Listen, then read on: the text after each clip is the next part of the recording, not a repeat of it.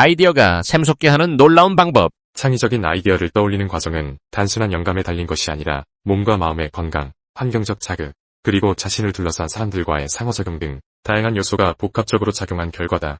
최근까지 축적된 뇌과학과 심리학 연구는 이러한 창의성 촉진 요인들을 더욱 구체적으로 제시하고 있으며 실제 삶에서 어떻게 적용할 수 있는지도 점차 체계적으로 보여주고 있다.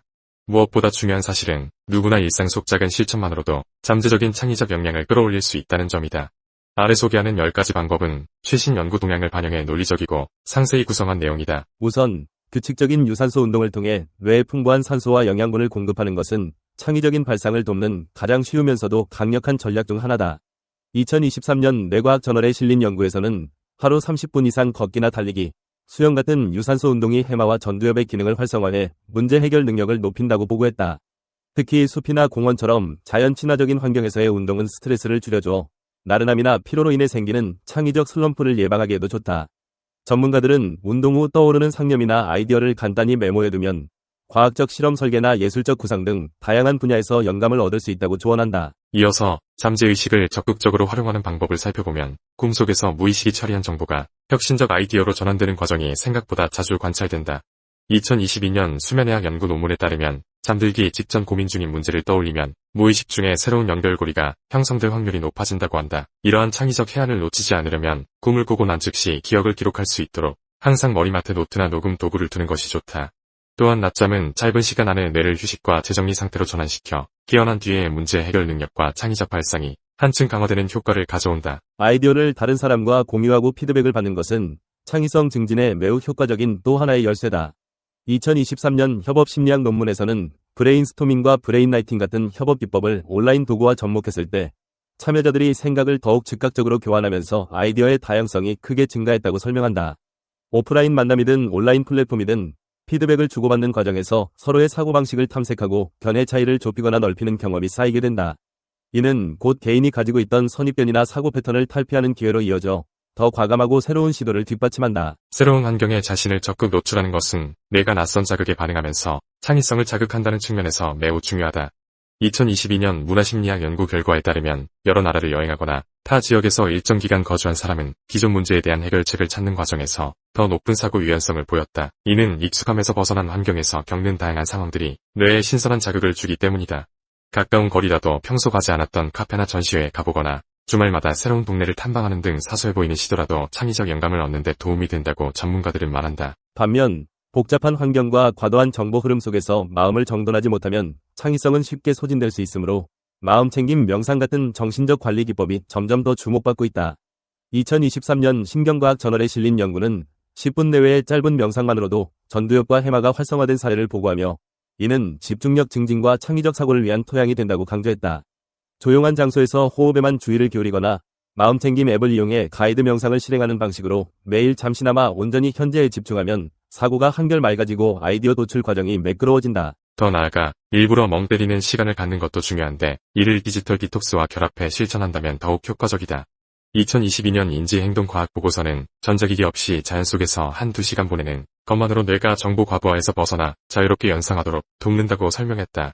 바쁜 현대인들에게는 오히려 이 멍 때리는 시간이 쉽지 않지만 스마트폰이나 컴퓨터를 일정 시간 동안 꺼두고 차 한 잔을 마시며 아무 생각 없이 앉아있기만 해도 이전에 떠오르지 않았던 통찰이 불현듯 찾아올 수 있다. 창의력을 기르기 위해서는 종합적인 사고 능력을 길러야 하므로 다양한 분야의 지식을 쌓으려는 노력도 필수적이다. 최근에는 인공지능과 빅데이터 분석 기술을 활용해 방대한 정보를 구조화함으로써 새로운 통찰을 얻는 시도가 늘고 있다. 여러 전공 분야를 아우르는 강연을 청강하거나 대중과학 예술 역사 등 폭넓은 주제의 서적을 읽으면서 기록을 남기면 그 다양한 지식들이 어느 순간 의외의 방식으로 조합되어 기발한 아이디어로 이어질 수 있다. 이렇듯 폭넓은 관점을 바탕으로 융합적 해결책을 마련하는 과정은 앞으로 더 중요해질 것으로 보인다. 이어 창의적인 사람들과의 교류는 그들이 문제를 인식하고 해결해 가는 과정을 직간접적으로 체험하게 해준다. 2023년 혁신경제저널에서는 스타트업 커뮤니티나 해커톤 같은 행사에 자주 참여하는 사람들이 프로토타입 제작과 피드백 반영을 반복하며 단기간에 높은 수준의 성과를 도출하는 사례가 많다고 지적했다. 워크숍이나 세미나 등을 통해 현장에서 오가는 대화를 유심히 관찰하고 일상에서 온라인 커뮤니티와 SNS를 적극적으로 활용해 전 세계의 창의적 인재들과 소통하면 그들의 다양한 방식과 사고를 빠르게 습득할 수 있다. 아울러 실패를 두려워하지 않는 태도도 필수적이다. 실패는 일종의 무엇이 작동하지 않는지를 알려주는 나침반 역할을 하며 반복되는 시도 속에서 오히려 창의적 도약의 기회를 제공한다. 2022년 혁신 리더십 컨퍼런스에서는 실패 경험이 오히려 학습 속도와 성공 확률을 높인다는 데이터를 근거로 페일 패스트, 런 패스트 문화의 장점을 강조하기도 했다. 중요한 것은 단순히 실패 자체를 받아들이는 데 그치지 않고 실패로부터 무엇을 배웠는지 체계적으로 정리해 다음 시도에 반영하는 일이다. 마지막으로 자기 효능감을 높이고 자신감을 가지는 것이 창의적 아이디어를 현실화하는 데 결정적인 역할을 한다. 2023년 심리학 리뷰에 소개된 메타 분석에서는 자기 효능감이 높은 개인일수록 위험이 따르는 도전을 즐기고 실패 이후에도 빨리 회복하는 경향이 있는 것으로 나타났다. 이는 결국 두려움 대신 가능성에 집중하게 만들고 독창적인 아이디어를 실제 프로젝트나 작품으로 구현할 수 있는 추진력을 제공한다. 자신감을 키우기 위해서는 장점과 성취 경험을 꾸준히 기록해 긍정적으로 자기 평가하는 습관이 도움이 되며 친구나 동료의 지지나 칭찬도 큰 힘이 된다. 결과적으로 위에서 언급한 10가지 방법은 저마다 독립적인 효과를 발휘함과 동시에 상호 보완적인 연관성을 가진다.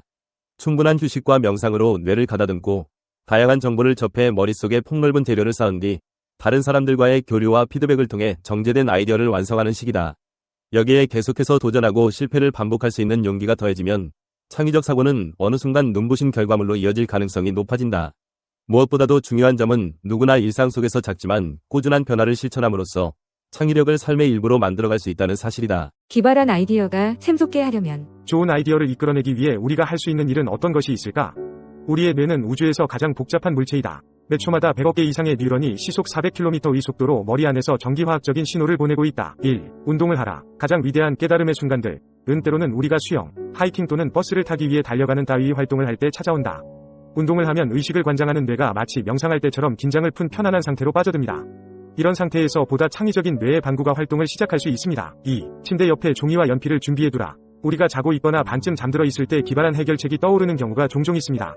잠들어 있을 때도 우리의 잠재의식은 작동하니까요. 옥스퍼드 대학교의 약학 교수 수전 그린필드의 말이다. 한밤중에 멋진 아이디어가 떠올라 잠에서 깨어났는데 이튿날 아침에 일어나 보니 그 자세한 내용이 마치 잊어버린 꿈처럼 사라져버린 경험을 누구나 했을 것이다. 해결책은 펜과 종이를 곁에 준비해두고 아이디어가 떠오르면 즉시 그것을 기록하는 것이다. 3. 아이디어를 이리저리 굴리라. 건설적인 비판은 매우 중요하다. 다른 사람에게 자신의 구상에 대해 쭉 이야기하는 것만으로도 그 구상의 강점과 약점을 발견하는 데 큰 도움이 될 수 있다. 우리는 흔히 서로 이야기를 나누는 과정에서 해답을 찾아내곤 합니다. 4. 환경을 바꿔라. 어디든 새로운 곳을 찾아가면 비록 그곳이 내가 사는 도시의 어느 지역일 경우라도 아이디어가 문득 떠오르곤 합니다. 환경의 변화는 우리를 주위에 대해 더 민감하게 만듭니다. 이처럼 수용력이 풍부한 상태에서 우리의 뇌는 새로운 아이디어에 대해서도 더욱 민감해집니다. 5. 마음을 유랑시키라. 아이리스는 구름의 다양한 무늬들을 올려다보았고 또 태양이 사라졌다가 다시 나타나는 것을 지켜보았다.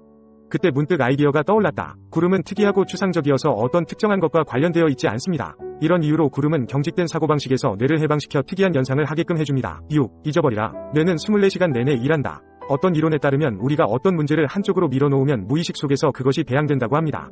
그러다가 갑자기 아이디어가 톡 튀어나오는 것입니다. 그러면 그 해답이 완전한 형태로 나타나게 됩니다. 7. 할 수 있다고 믿으라. 내가 얻은 교훈은 다른 사람들이 무슨 소리를 하든 자신을 믿고 자기가 시작한 일에 매달려야 한다는 것입니다. 이것은 개선될 수 있어 하고 생각하는 사람은 누구나 발명가입니다. 올바른 환경만 조성된다면 깨달음의 순간은 찾아오기 마련이다. 철학 증명 문제. 왜 성필원이 세상에 존재해야 하는가? 왜 무가 아니고 유여야 하는가? 세상에 성필원이라는 존재가 없다고 가정해보자.